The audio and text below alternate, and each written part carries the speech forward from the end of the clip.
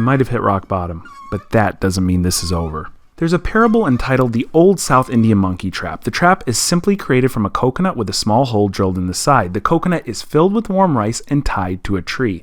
Once a monkey is attracted to the smell of the rice, they will find the coconut, stick their hand through the hole, and grab a fistful of the rice. The only problem is that the hole isn't big enough for the monkey's clenched fist to exit the coconut. The monkey is now trapped, and even though all he has to do to escape is let the rice go, he will continue to hold on tight. I'm the monkey, and this cheap junk Ferrari is my coconut trap. The end prize of a bargain exotic might seem well worth the time, effort, pain, and capital I've invested into it, but if you look deeper, this is all just an idea. The same type of idea that killed the monkey. I've worked countless hours, had every inch of this car dismantled, even flown in a Ferrari 360 expert from overseas to help me repair it, but continued failure led me to park it in this barn and abandon it. It's literally more of a barn find now than any other YouTuber claiming they've actually found a barn find. It's almost a year to the day this car has been parked, and it hasn't been touched since. And one of the major reasons this project took such a long pause is because I've never pulled a transmission out of anything before.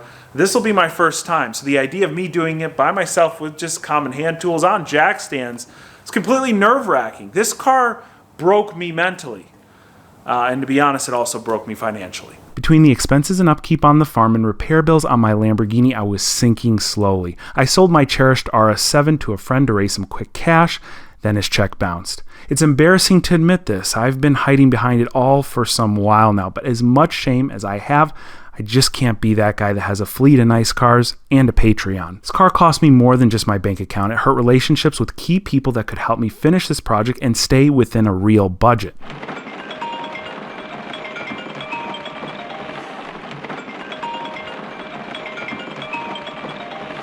I am not speaking to that car. Worst of all, in the year's time I've been working on the car, I failed to keep in touch with quite possibly the most important woman in my life, my stepmom. Everyone always asks what I really do for a living. The truth is, if it weren't for stepmom, I wouldn't be able to afford any of these exotic car projects. She's always been supportive of everything I do and right by my side when times get hard. And I mean really hard. She's an incredible woman, cherished by all, a builder, entrepreneur, and essential worker. When the pandemic struck, she continued to create content for the world to go find comfort in. Falling out of touch with her was an even bigger mistake than buying this green Ferrari. Broken down, beaten up, and full of shame, I timidly called her to plead my case. Hey Mom, you on here? Yes, I am, sweetheart. Oh my God, it's been so long. You're looking great. What have you been up to? Yeah. Darling, are you actually going to ask me this? You know, I've been dealing with this modern mansion. Have you not been watching the videos? I've been following along and it's incredible. It's coming along so well. I can't wait to see the finished products. And speaking about finished products, do you remember that Ferrari you helped me buy a while back? Was it the green one? Yeah, the green one. And we pretty much fixed everything on it. We got it running. Well, how much do you want me to send you now? Mom, I need 12 grand. Are you kidding me? God, Sam, I've helped you so much with this car already, and you haven't finished? You really know how much I hate when you don't finish. Mom, I really want to finish here. I just need... Better finish. I need some more money to finish. And I'll tell you what I'll do. I want everybody that's watching right now, I want you to open a new tab. I want you to find This Modern Mansion. Go subscribe to my mom's YouTube channel. It's incredible what she's putting together. If you like watching things being built, like I do here, you're going to enjoy it. Mom, does that motivate you a little bit to help your son finish? Since you are my son, I might be able to find something that I can send you to get you to finish at least one car. Well, Mom, thank you so much. I promise you I'll finish this time. Sam. Oh, crap. Do you know what time it is? Did you know Uncle Rich is coming over? I've got to go and get ready for him. Uncle Rich? What the f? Uh-huh. Bye, darling. I'll send the money later. Feeling anxious, relieved, but thrilled, I waited stepmom's wire to hit. And in the meantime, I yanked an injector and finally got back to work on the cursed Ferrari.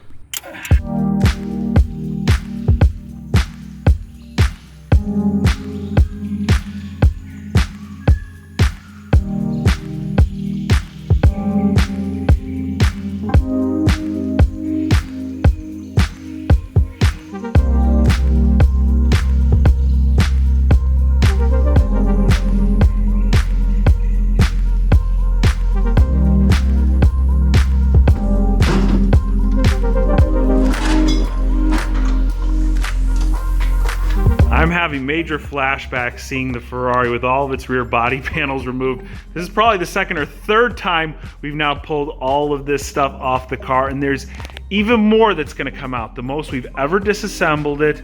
We need to repair the one last mechanical issue that I know of, that's that leaky rear main seal. In order to do that, we've got to pull the transmission, which it looks like we got a pretty clear shot of. It's the rearmost part of the car. However, in order to pull the transmission out of the Ferrari, everything that you see above it pretty much needs to be removed. Our exhaust, our air intake boxes, and then that major frame piece, that's actually the transmission frame structure that mounts to the car itself, and then the transmission has a mount that runs through it. So we've got quite a bit more disassembly. Give myself the best chance of success here. Again, this is the first time I've ever pulled a transmission. I'll be relying heavily on my dealership shop manual. Right here, all the pre-steps we need to take in order to get things ready. We've done a lot of those, but not all of them. And then as you go on, you'll see there are specific diagrams and pictures that show you special things that need a little bit extra attention. I mean, these things are really comprehensive, and we'll get you through these jobs in a step-by-step fashion. And after reading this, it's really just a lot of disassembly and removal of different lines, mounts, and the axle shafts, of course. I think this shop manual is around 20 bucks, and every time I show sections of a shop manual, people ask me where I get them. So I'm going to drop a link in the description box to EMO. Pretty much every single thing you see me work on in this barn, I've got a shop manual for, because they're a huge help, but really they're a huge time saver. They've even got shop manuals for like tractors. Basically every make and model car out there, they likely have one. So if you're a DIYer like me, go ahead and check out EMO in the description box. So let's go through the beginning part of our list here, because we've done a lot of this already, and we got to finish up the rest of it. So basically, it told us to remove this rear panel, the one that houses the taillights, the one that's sitting over there, the rear bumper, the rear wheels and wheel houses, those are all gone. It also said to get rid of the under tray, which our car never came with. And it wants us to remove, they're calling this the boot, or we'll call it the engine cover. I think we're going to be able to pull the transmission with this intact. If we have to remove it, we'll do it last. And right now it wants us to focus on, they're calling the muffler the exhaust silencer, so we're going to pull that out. And the air intake, which runs the width of the car. We don't just remove the top boxes there, we've got to remove all of that, as well as the coolant overflow tank. And that'll give us really good access to our frame.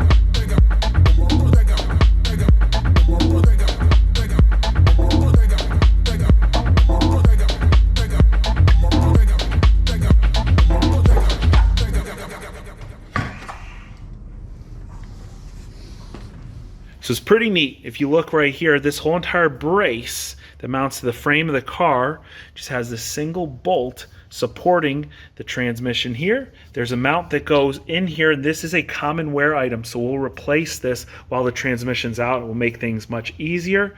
But once this is unsecured from the car, we need to make sure we secure it from the underside, because really the only thing that'll be holding it in place at that point are the engine and the engine mounts themselves. So let's go ahead and start slowly but surely removing all the lines from our frame here, and then pull it out of the car.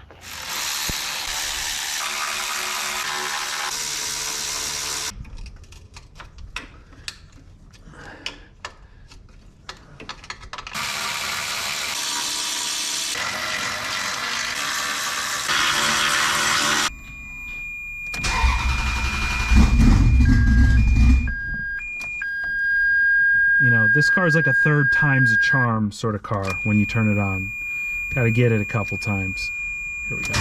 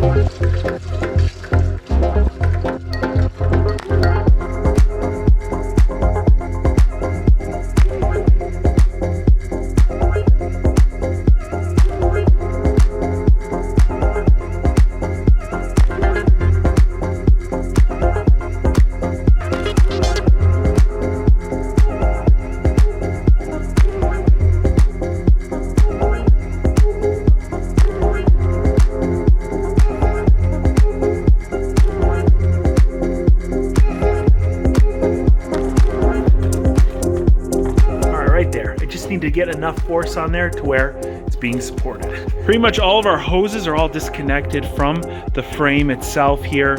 This thing is ready to be unbolted from the major mounting points and then lifted up and out of the car. But there's one last place that we got to unbolt a few things. And let me show you what it says in the shop manual here.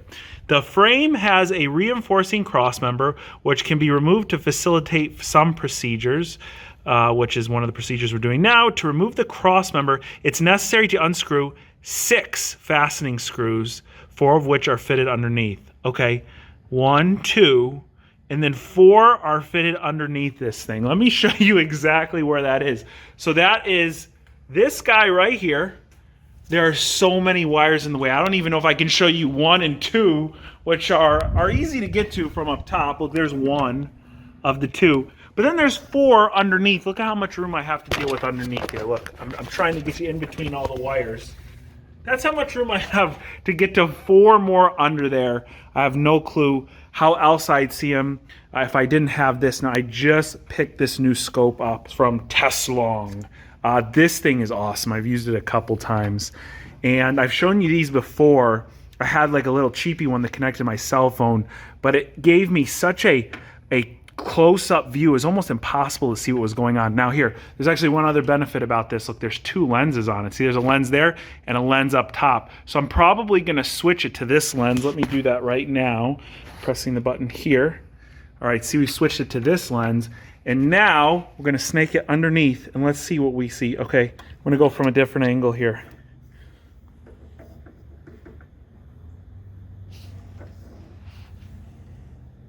There's 2 right there. Look, there they are.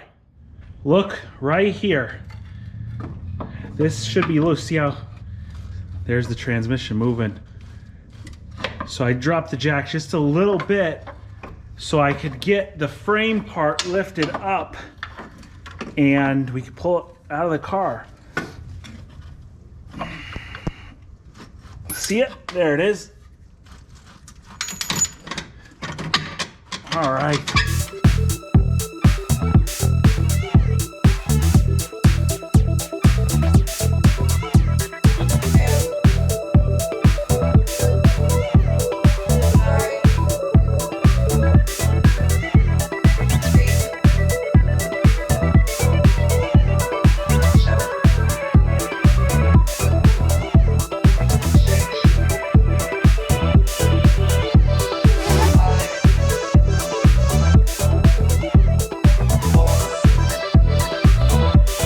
To research some things. Apparently we're doing stuff right because we have a convertible. This is all you can do is just make sure that this is loose without pulling the entire convertible top off. This is how Ferrari apparently does it. They don't pull the convertible top. I just think what will come in handy is a second set of hands when we're pulling the transmission out. So I'm going to make some calls, see if I can't get someone over here. But we are almost at the point where we can pull the transmission out. The only other thing I've done is I removed our F1 system, which lives right here, and I've sat it on top of the transmission. I'm going to get some zip ties to hopefully hook it in wherever I can.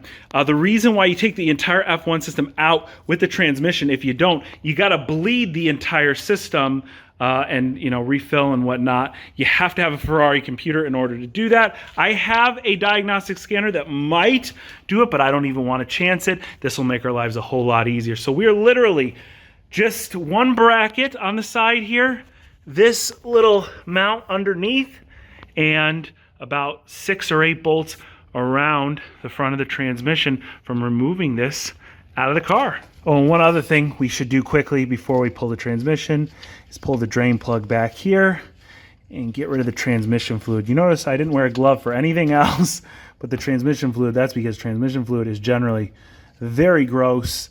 It smells kind of like KFC gravy.